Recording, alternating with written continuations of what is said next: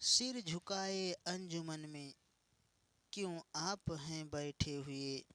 क्या खता हुई है हमसे, जो आप हैं रूठे हुए। तो हेलो दोस्तों, मैं पवन पाल स्वागत करता हूं आप सबका अपने यूट्यूब चैनल एग्ज़ाम क्रैक पवन पाल पर। तो दोस्तों, अच्छा शायर था, तो आप लोग ऐसे नाराज़ न रहिए। आप लोगों के लिए ले आए हैं हम 30 क्वेश्चन जीके जीएस का, जो हर एग्ज़ाम में आप लोगों के लिए काफ़ी इम्पोर्टेंट है और हेल्पफुल भी है। आपका railway NTPC CBT 2, group D, SSC CHSL का, सीजीएल का, सब में पूछा जाता है जीके जीएस का क्वेश्चन। ठीक है, तो दोस्तों ज़्यादा समय न लेते हुए आप सबको ले चलते हैं इस जीके जीएस की दुनिया में। और चल रहा है हमारे यूट्यूब चैनल पर जीके जीएस का महासंग्राम। जी हाँ, लेकिन आपको एक काम करना है कि हमारे इस वीडियो को कम से कम 5 लोगों के पास लाइक, शेयर और सब्सक्राइब करिए। शेयर करिए 5 लोगों के पास, और आप भी लाइक, शेयर और सब्सक्राइब ज़रूर करिए। ठीक है, चलिए चलते हैं अपने वीडियो पर। हमारा पहला क्वेश्चन है दोस्तों, 1 रुपये के नोट पर किसके हस्ताक्षर होते हैं। ठीक है, 1 रुपये के नोट पर किसके हस्ताक्षर होते हैं। आपका पहला ऑप्शन है भारतीय रिजर्व बैंक आरबीआई के गवर्नर का। दूसरा ऑप्शन है भारतीय रिजर्व बैंक आरबीआई के डिप्टी गवर्नर का। तीसरा है केंद्रीय वित्त सचिव। चौथा है केंद्रीय वित्त सचिव। सॉरी, दोनों ऑप्शन एक ही हो गए हैं। तो चलिए दोस्तों, आपका जो है ये तीसरा ऑप्शन सही हो जाएगा, जो है केंद्रीय वित्त सचिव के। ठीक है, आपका तीसरा ऑप्शन सही हो जाएगा। 1 रुपये का नोट वित्त मंत्रालय के द्वारा जारी किया जाता है दोस्तों, तथा इस पर केंद्रीय वित्त सचिव के हस्ताक्षर रहते हैं। जबकि अन्य नोट भारतीय रिजर्व बैंक द्वारा जारी किए जाते हैं, जिन पर आरबीआई के गवर्नर के हस्ताक्षर होते हैं। ठीक है, चलिए नेक्स्ट क्वेश्चन पर चलते हैं। अगला क्वेश्चन है आपका, भारतीय मुद्रा नोटों के छपाई के लिए उपयोग किए जाने वाली सामग्री कौन सी है। तो पहला ऑप्शन आपका है पौधों की लुगदी। दूसरा है कपास एवं कपास के लते। तीसरा है पुनर्चक्रित कागज़ यानी कि रिसाइकल्ड पेपर। चौथा है पुनर्चक्रित कागज़ एवं सूत का मिश्रण, a mix of recycled paper and yarn. तो बताइए कौन सा ऑप्शन आपका सही हो जाएगा। तो हे दोस्तों, इसका दूसरा ऑप्शन सही हो जाएगा। ठीक है, कपास एवं कपास के लते यानी कि कॉटन एंड कॉटन रेज। ठीक है, ये इन्हीं जो है सामग्रियों की का मिश्रण होता है इनमें। चलिए नेक्स्ट क्वेश्चन पर चलते हैं। अगला क्वेश्चन है आपका दोस्तों, स्वतंत्रता सेनानी भगत सिंह को किस वर्ष में फांसी दी गई थी। बताइए, स्वतंत्रता सेनानी भगत सिंह को किस वर्ष में फांसी दी गई थी। पहला ऑप्शन आपका है सन 1930। दूसरा ऑप्शन है 1931। तीसरा ऑप्शन है सन 1932 और चौथा ऑप्शन है सन 1933। तो बताइए कौन सा वर्ष था।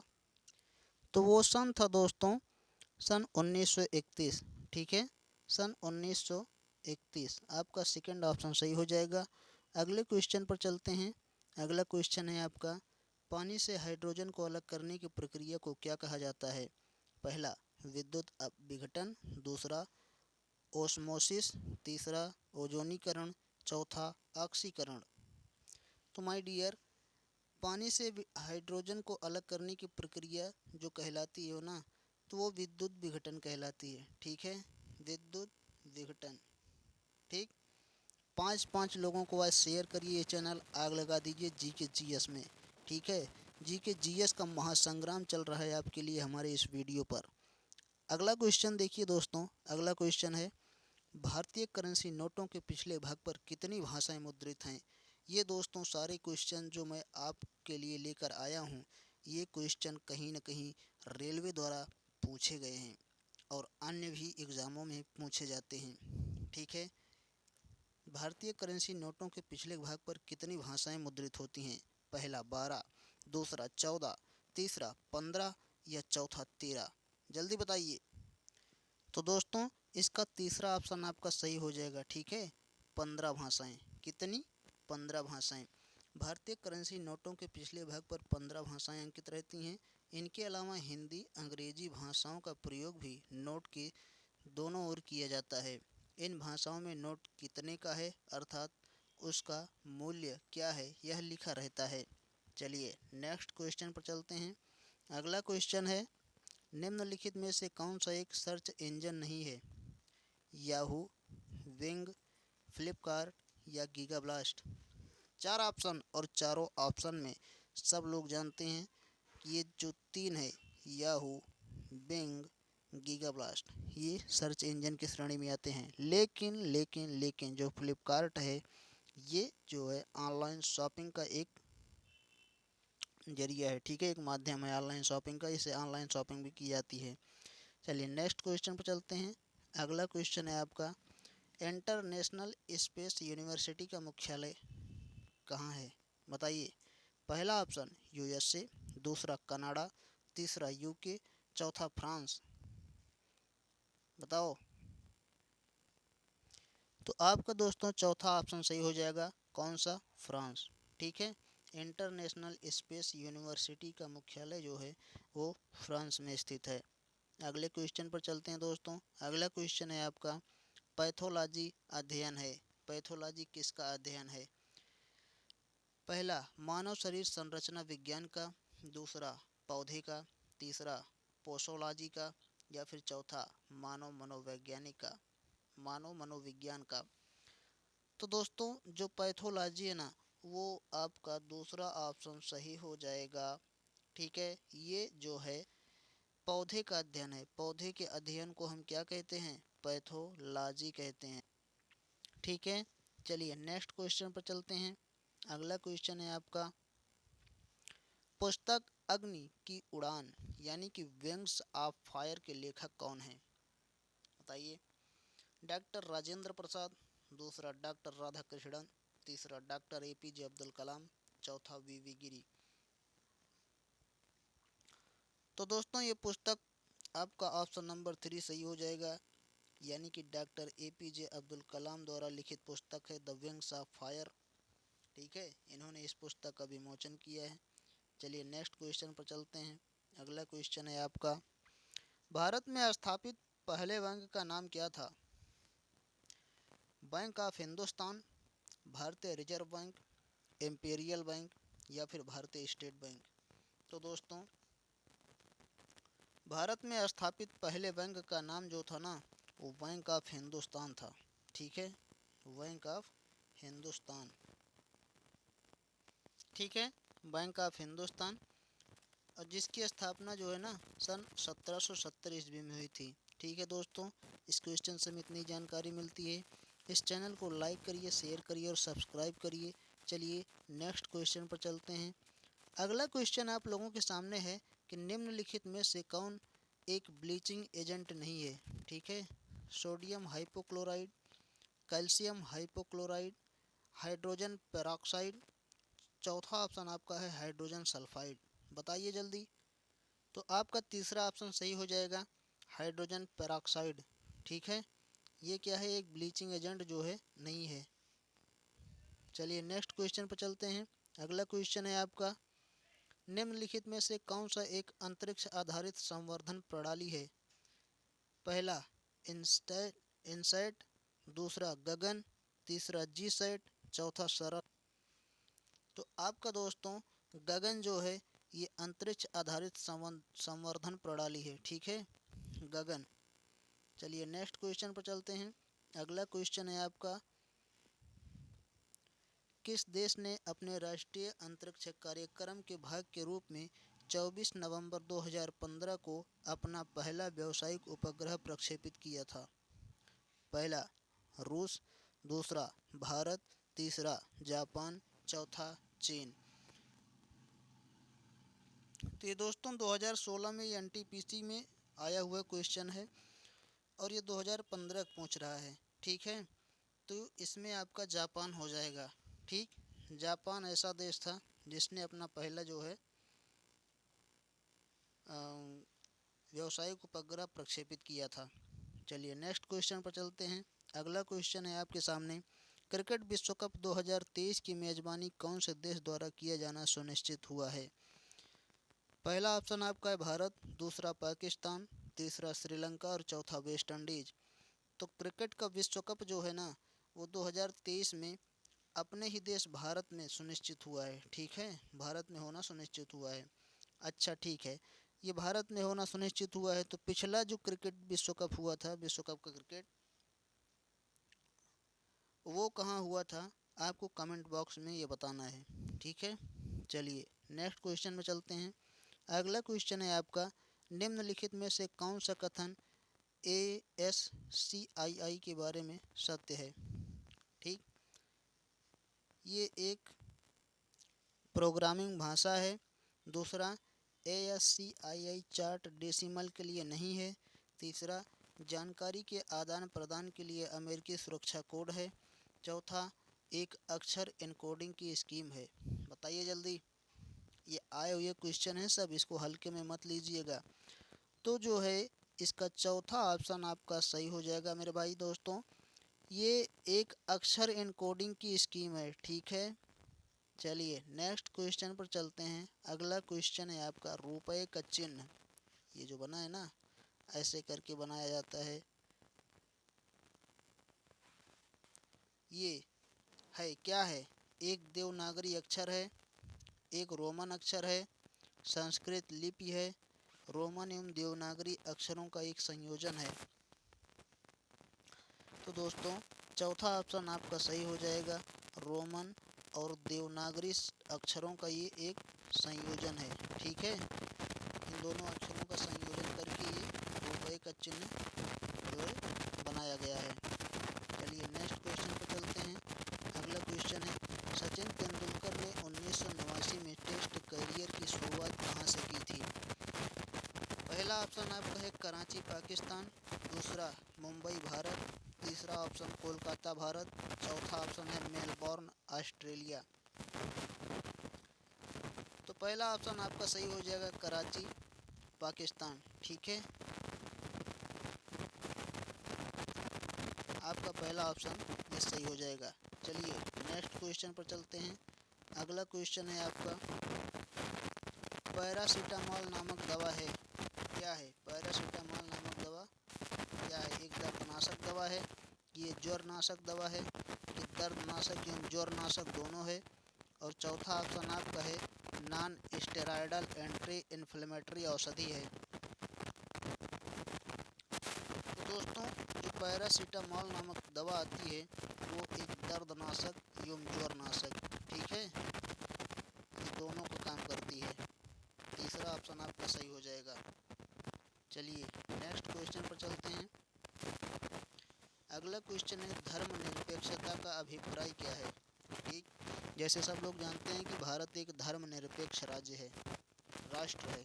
ठीक, धर्मनिरपेक्ष राष्ट्र है। तो धर्मनिरपेक्ष से आप क्या समझते हैं?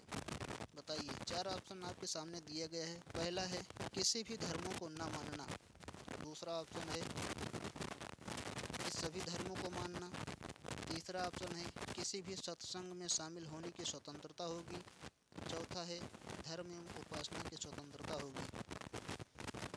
तो धर्मनिरपेक्ष का जो सही मतलब होता है वो धर्म एवं उपासना की स्वतंत्रता होगी। इसका ऑप्शन नंबर 4 सही हो जाएगा। ठीक है, आप किसी भी धर्म को स्वीकार कर सकते हैं, आप किसी भी देवी देवता की उपासना कर सकते हैं। ठीक है, इसी का मतलब होता है धर्मनिरपेक्षता। चलिए नेक्स्ट क्वेश्चन पर चलते हैं दोस्तों।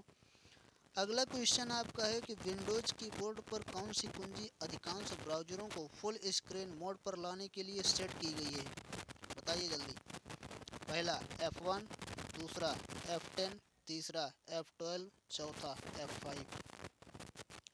तो आपका दोस्तों F12 हो जाएगा। ठीक है, क्या हो जाएगा? F12। कि ब्राउज़रों को फुल स्क्रीन मोड पर लाने के लिए हमें F12 प्रेस करना पड़ेगा, तो ब्राउज़र क्या होगा? पूरी फुल स्क्रीन पर चलने लगेगा। सॉरी दोस्तों। चलिए नेक्स्ट क्वेश्चन पर चलते हैं। अगला क्वेश्चन है, केंद्र सरकार द्वारा शुरू किए गए गंगा एक्शन प्लान का लक्ष्य क्या है? ठीक, केंद्र सरकार द्वारा शुरू किए गए गंगा एक्शन प्लान का लक्ष्य क्या है? पहला ऑप्शन आपके सामने है मेरे दोस्त, गंगा नदी के प्रवाह को अविरल करना। दूसरा है गंगा नदी में प्रदूषण कम करना। तीसरा है सिंचाई के लिए गंगा के पानी का बेहतर उपयोग करना। चौथा है जल विद्युत ऊर्जा उत्पादन के लिए गंगा नदी का उपयोग करना। तो आपका जो है दूसरा ऑप्शन आपका सही हो जाएगा। ठीक है, गंगा नदी में प्रदूषण कम करना गंगा एक्शन प्लान का यही लक्ष्य है। ठीक है, केंद्र सरकार ने इसे निर्धारित किया है, लॉन्च किया है। चलिए अगला क्वेश्चन चलते हैं। यह क्वेश्चन है कि वह उपकरण जिसका इस्तेमाल तापमान को एक निश्चित स्तर पर मापने के लिए किया जाता है क्या कहलाता है मेरे भाई? तापस्थापी प्रयोग यानी कि थर्मोस्टेट। दूसरा तापमापी थर्मामीटर। तीसरा पायरोमापी पायरोमीटर या थर्मोकोल। बताइए कौन सा ऑप्शन आपका सही हो जाएगा? तो इसमें आपका दोस्तों पहला ऑप्शन सही हो जाएगा। ठीक है, कौन सा? पहला, तापस्थापी प्रयोग। ठीक है, यानी कि थर्मोस्टेट। इससे हम तापमान को निश्चित स्तर पर माप सकते हैं। ठीक, चलिए नेक्स्ट क्वेश्चन पर चलते हैं।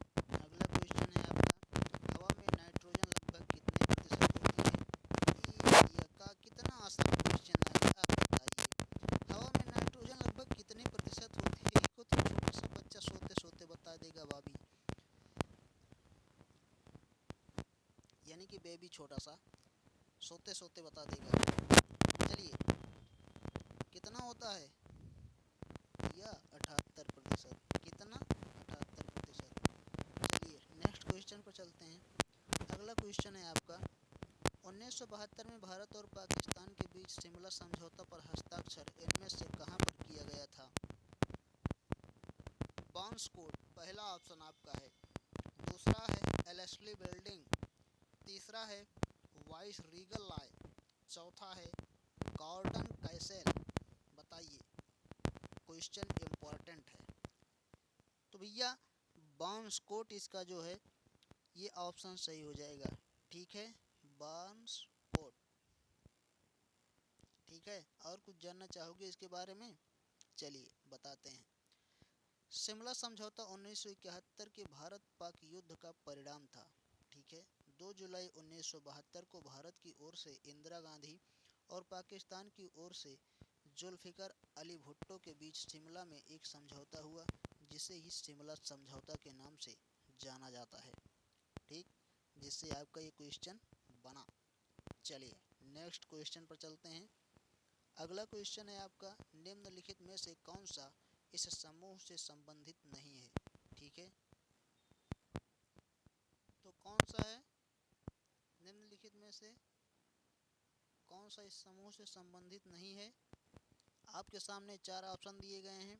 पहला लक्षद्वीप, दूसरा पुडुचेरी, तीसरा निकोबार और चौथा अंडमान। तो बताइए। तो दोस्तों इसमें दूसरा ऑप्शन आपका सही हो जाएगा। पुडुचेरी जो है इन समूहों से अलग है। ठीक है, चलिए नेक्स्ट क्वेश्चन पर चलते हैं। उस भारतीय का नाम बताइए जिन्हें 2015 में गूगल का सीईओ बनाया गया था। बताइए, सत्य नाडेला, साइरस मिस्त्री, सुंदर पिचाई या विशाल सिक्का। तो दोस्तों सुंदर पिचाई, ठीक है, सुंदर पिचाई को जो है ये 2015 में गूगल का सीईओ बनाया गया था। चलिए नेक्स्ट क्वेश्चन पर चलते हैं। अगला क्वेश्चन है आपका, मानव की छोटी और बड़ी आंत में से कौन सी अधिक लंबी होती है? ठीक है, मानव की छोटी और बड़ी आंत में से कौन सी अधिक लंबी होती है? पहला छोटी आंत, दूसरा बड़ी आंत, तीसरा दोनों की लंबाई बराबर है, चौथा पुरुष या महिला होने पर निर्भर करता है। तो दोस्तों बताइए जल्दी, इसका जो आंसर हो जाएगा ना, ये जो है पहला हो जाएगा। ठीक है, छोटी आंत। कौन सी? छोटी आंत।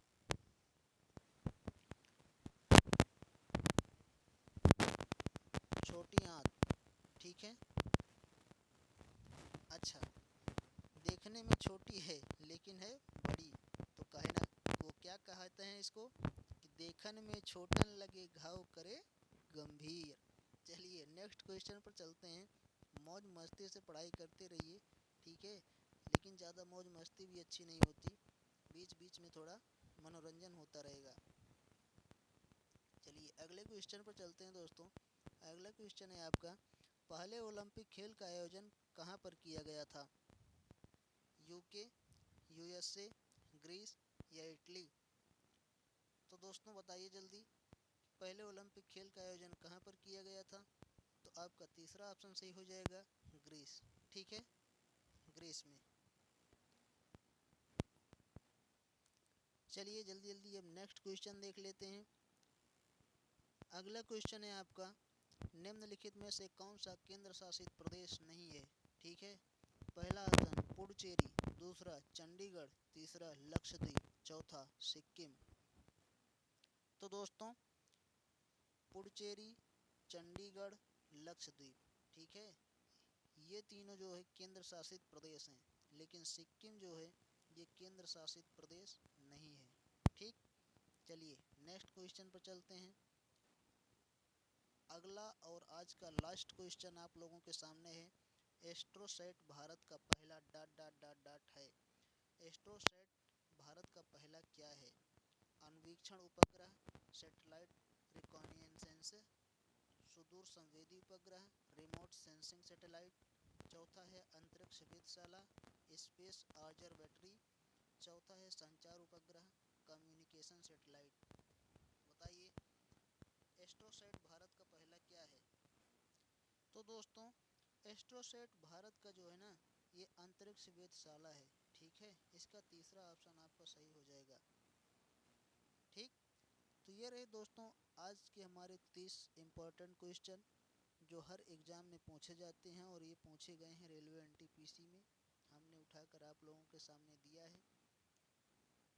तो दोस्तों ये क्वेश्चन आपको अच्छे लगे हैं, समझ में आए हैं, तो इन क्वेश्चन को लाइक शेयर और सब्सक्राइब कीजिए और 5 लोगों को तो शेयर ज़रूर कीजिए आप लोग, ठीक है। चलिए तब तक के लिए चलते हैं, फिर मिलेंगे नेक्स्ट वीडियो में। Good bye.